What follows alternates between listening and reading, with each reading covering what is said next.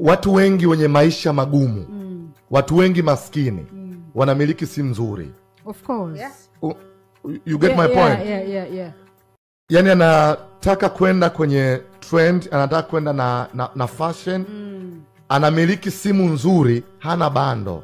Unaona sasa. Yani maskini wengi wanajificha kwenye mgongo wa vitu ghali, ya vitu vizuri. Yani ndiko ambako wanaufichia umaskini.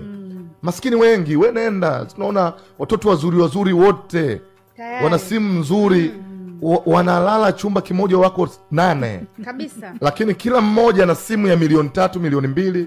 Unanielewa?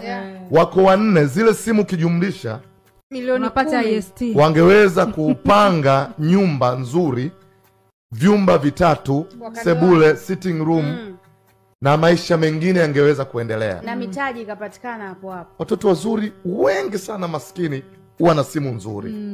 Yani amekaa na yeye ili akienda 5-star hotels, akifika kule ajisnap, wafanyaje, ndio shughuli ambayo simu inafanya. Kabisa ya. Yani simu yenyewe haitumiki kama ofisi kuna kipato inamuingizia, lakini ni simu ya maonyesho ambayo baadaye inabidi unajua baba mzungu baba mzungu leo nitakuja nyumbani lakini nadaiwa 50,000 ya mchezo. Umeona sasa?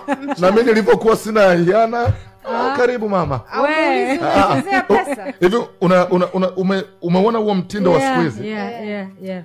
Unajua baba mzungu, mimi nakuja ila nadaiwa 50,000 ya mchezo. Na mimi nasema ni 50. Njoo mama. Chapu kwa haraka yani. Jana katoka kuposti yuko kwenye 5-star hotel. Unanielewa? Leo anataka 50,000. Alafu wewe ukimuona sasa unataka kuishi kama yeye. Adela. Jana na leo. Jana na leo.